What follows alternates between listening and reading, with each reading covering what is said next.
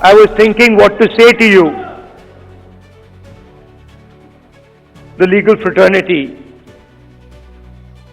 And something came to mind. You know, as a politician,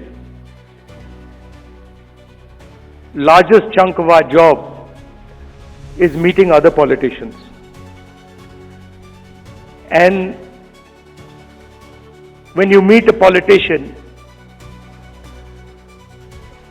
as many of you must have done, he will spend a lot of time talking about peripheral issues, half an hour, 45 minutes, and then eventually, right before he's ready to leave, he'll come to the point. You know, so it's quite frustrating because this is the difference between me and my sister.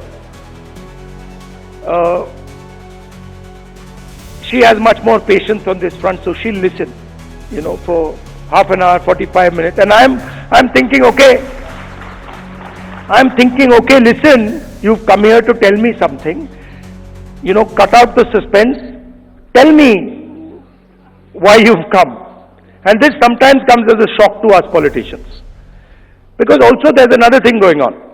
They also need the world to know that the meeting was 1 hour long or 2 hours long. Now, you're exactly the opposite.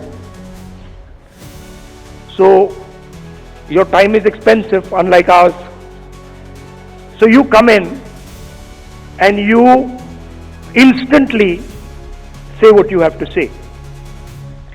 And then on the other end of the spectrum is Dr. Singhvi, who is, you know, I've also dealt with a lot of lawyers, but he is like a laser beam. He will get to the point instantly and he will cut exactly to what the issue is. And I've lost count, but I think somewhere around 30, 32 cases. And so I discuss, you know, these cases with him. And it's very refreshing because it's literally, Dr. Singhvi, what do you think? And in 30 seconds, he's told me everything I need to understand has been delivered to me in 30 seconds.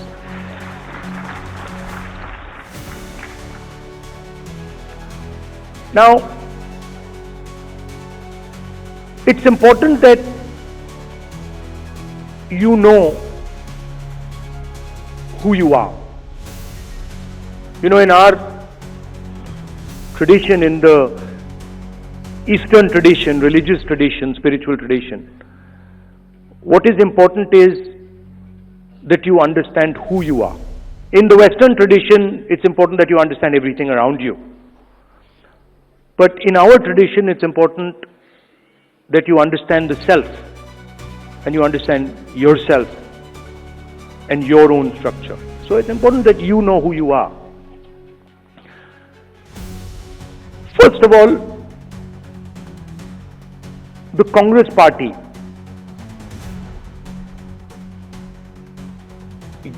you're the people who started the Congress party. So the Congress party was essentially lawyers, right? And Singhvi, no, and you need to be reminded of this because, and I'm not just talking to you, I'm talking to every lawyer in this country. We would not have got freedom. We would not have got freedom if the lawyers of this country had not fought for freedom. All this talk about constitution, this would not be here if it had not been for lawyers. Singhvi mentioned Gandhi ji, Nehru ji, Patel ji, Ambedkar. Those were the top 5 or 6 people. But if you actually look at the Congress party in those days, there were other people, thousands and thousands of other lawyers who were operating at a lower level. So the freedom movement was actually fought in large measure legally. Right? So, you are the people who are the backbone of the Congress party, and you are also the people who envisioned this constitution. If you had asked people who did not understand the law to frame this, it would be impossible. Right? So it was lawyers, it was the legal mind, it was the legal fraternity that built this entire architecture. And why am I telling you this? Because it is the architecture that you built that is being destroyed today. And it is being systematically unraveled on every front. Some visible in front of our face, and others hidden. You know, I've been speaking recently about the election system. And I always had a suspicion that there was something wrong. Right from 2014, I had a suspicion that there's something wrong, something does not add up. In fact, I'll even go further. I had a suspicion in the Gujarat Assembly elections already. Okay? This ability to win sweeping victories. Congress party doesn't get a single seat in Rajasthan, doesn't get a single seat in Madhya Pradesh, doesn't get a single seat in Gujarat. This was surprising to me.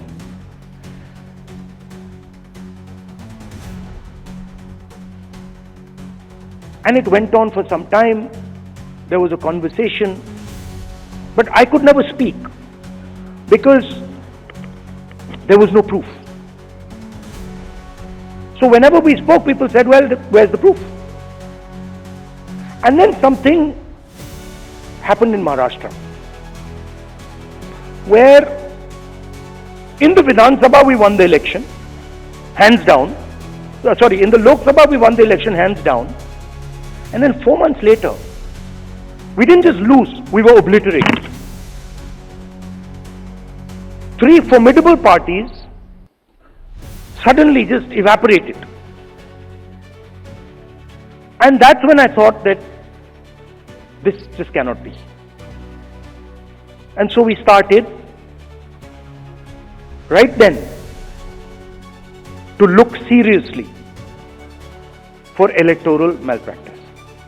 We found it in Maharashtra. Clearly, 1 crore new voters show up between Lok Sabha and Vidhan Sabha. Bulk of those votes go to the BJP. But still, we didn't have clear proof. So when I would even mention it to our allies, that look, there is clear cheating that has happened, my allies would say to me, yes, we can see that there is cheating that has happened, but we don't have proof.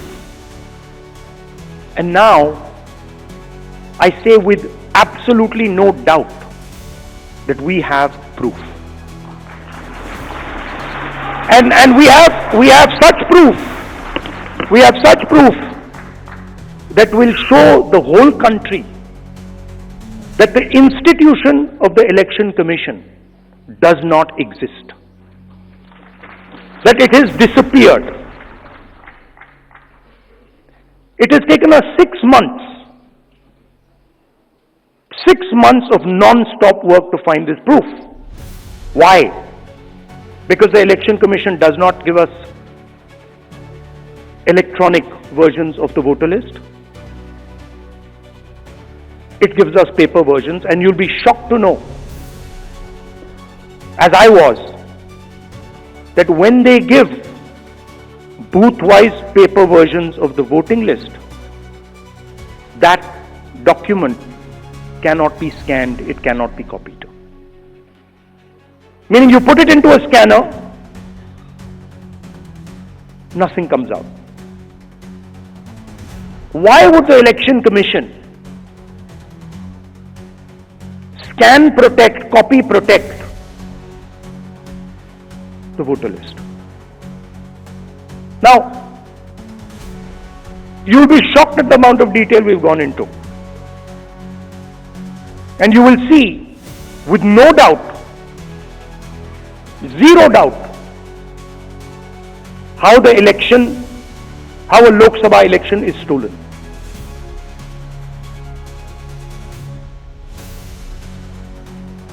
Six and a half lakh voters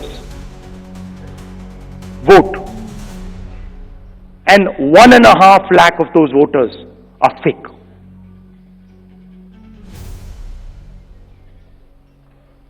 Six and a half lakh voters vote, 1.5 lakh voters are fake. It's on paper. Documentation that we got from the Election Commission. Voter list that we got from the Election Commission. Physical paper. Where we went comparing photograph by photograph by photograph, name by name by name. 6.5 lakh people. Comparing one photograph to 6.5 lakh other photographs. And I'm proud of the work that the Congress party did. And you will see the shockwave that is going to go through the electoral system when we release this data. It's literally like an atom bomb. Because the truth, my friends, is that the election system in India is already dead. Please remember one thing. The Prime Minister of India is the Prime Minister of India with a very slim majority. If 10, 15 seats were rigged, and we suspect actually the number is much closer to 70, 80, 100. If 15 seats were rigged, he would not be the Prime Minister of India. And we are going to prove to you in the coming few days, we are going to prove to you without any doubt in the coming few days how a Lok Sabha election can be rigged and was rigged. So, it's very clear that the institution that holds this, that protects this, that holds this, that defends this, has been obliterated and taken over. We did not have proof, so we could not make these type of statements earlier. But I am making this statement confidently because I have 100% proof now. And whoever I have shown it to has fallen off the chair. Literally, they said, how can this be possible? Well, it is possible. It is happening. Right? Who is going to fight this battle? Only you people can fight this battle. Frankly, we non-legal people don't even know how to fight this battle. We can fight the political battle. We can fight the battle on the streets. We can fight in the villages. We can fight in the city. We can't fight in the courts. We don't know how to. And so, you are the people who have to defend the Constitution in the courts.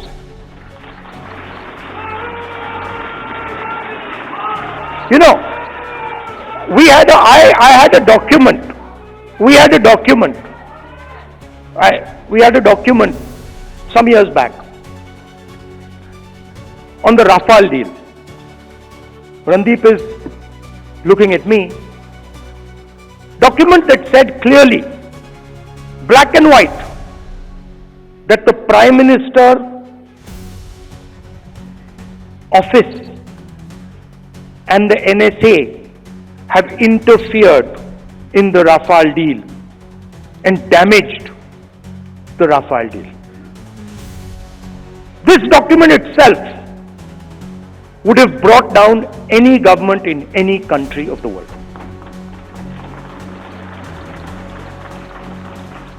Nothing happened. Nothing happened. You know where the document went. You know where the document died. Nothing happened. I'm fighting 30 cases. Anyone who fights the regime, any political person, anybody who works in the NGOs, civil society knows that the moment you oppose, you will be attacked. You know, I remember when I was fighting the farm laws, and he's not here anymore, so really I shouldn't say it, but I will. And Arun Jaitley ji was sent to me to threaten me. And he said, you know, if you carry on down this path,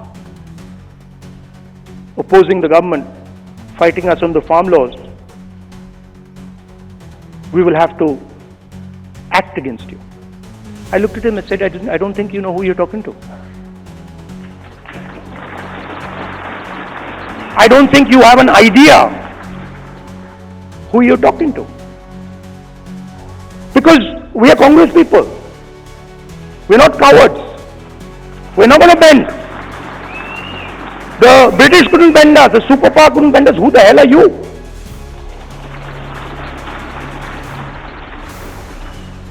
And wherever you look, the problem exists. I mean, I've said it clear as day here that we have 100% proof. Watch the newspapers and the media tomorrow. They'll be talking about Bollywood, about how, about how there was a fantastic dance, amazing solar eclipses taking place, something they'll come up with. And so this is a full-scale attack. And it's not just an attack on the Constitution. Because this book is a manifestation of India's identity. It's a manifestation of our history, of our culture, of our tradition, of our religion. This is not written in 1947, in 1950. This is 3,000, 4,000, 5,000 years old. Buddha speaks through this book.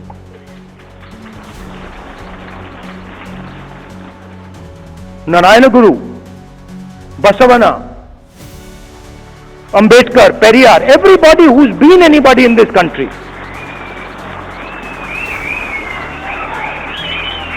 Right? Anybody who's been, you look, anybody, and in every state there are there. In Assam, Gaurav will tell you. Right? In Tamil Nadu, in Karnataka, in Uttar Pradesh, Kabir, there's a list. So this is not something that we dreamt up in 1947 or 1950. This is our blood. And how dare you attack our blood? Right? So we are not just, we must remember, we are not just defending this red book, this legal document. We are defending our way of life. Right? Tell me which Indian tradition, which Hindu tradition says that you should beat up a Muslim child? Where is it written that you should lynch someone? Which tradition of ours says it? There's not a single tradition of ours that says it. Our tradition says everybody is the same. So these people, they're not attacking our politics. They're attacking us They're attacking our history. They're attacking our religion. For anybody who understands Hinduism, anybody who has gone into depth in Hinduism, they're attacking Hinduism. And frankly, yesterday my sister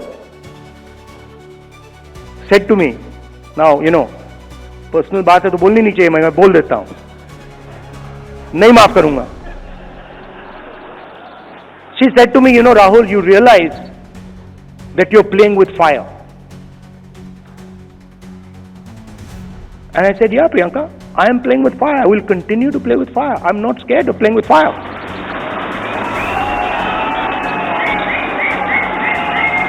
I have come here. Look, I am eventually, like most of you, I am going to end up in the fire. Right? So what is the problem playing with the fire? My family has taught me that. My family has taught me do not be scared of cowards. My family has taught me that the most cowardly thing you can do ever is be scared of a coward. Right? And that's who we are dealing with. You please understand. That's exactly who we're dealing with, and my sister will tell you.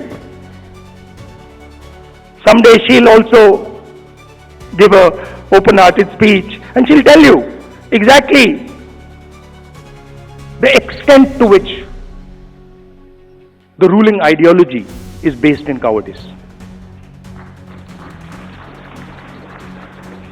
So this is the difference between us. You see, when the British came, you stood up and said, we will defend our tradition, our culture, and our way of life. And the RSS said, sir, please tell us what we should do. Sir, please tell us how we can help you. And this is the truth. If it was not the truth, I wouldn't say it. It is the truth. People don't like it, but it is the truth. Gandhiji spent most of his adult life in jail. Nehruji spent most of his adult life in jail. Sardar Patel spent most of his adult life in jail. Why? Because they opposed the British. Show me the RSS leader who did it.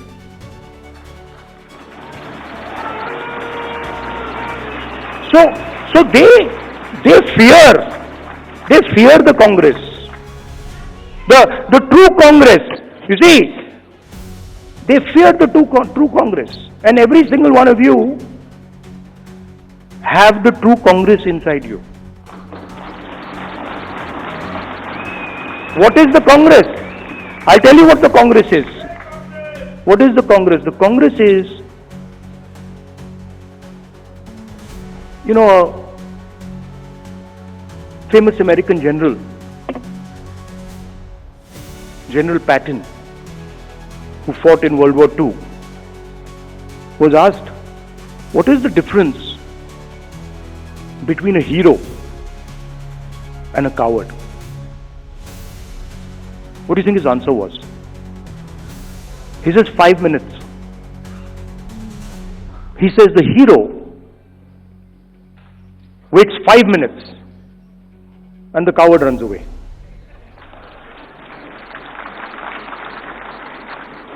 Right?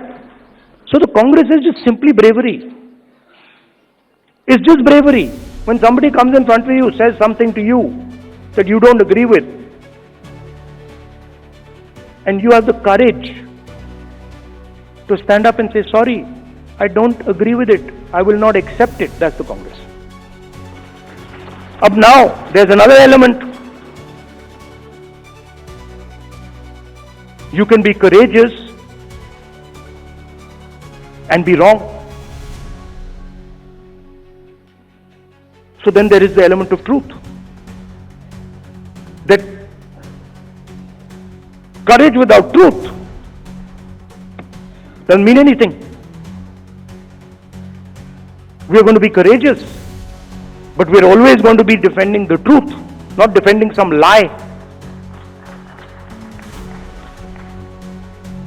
And then the final thing, most beautiful thing, we are going to do it non-violently. So we will not, no matter what you do, you cut our arms off, we will not act violently towards you. So these three things, the ability to tell the truth, courage, and then not letting your anger overtake you and go into the zone of violence. This is the Congress. And if you want to define the BJP, just do the opposite. No, बड़ी अच्छी तरह fit होता है. If you don't have the courage, you deal in untruth, and you're violent. There you are. That's the difference. So I'd like to finish by saying, you're an inspiration to us.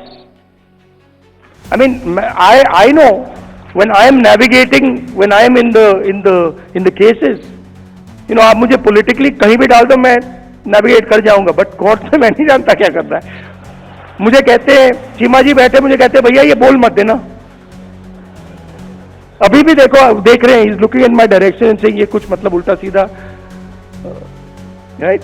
So I don't understand how to navigate that, and you help us navigate that. Singhvi ji helps us navigate that. Chidambaram ji, Kapil Sibal ji is not here, but he also helps us navigate that. You know, so thank you very much. And finally, Singhvi ji, I had an idea while I was sitting there, which was that, you know, every hospital has a blood bank. When you need blood, there's a blood bank. And these days, because of the nature of the RSS and BJP,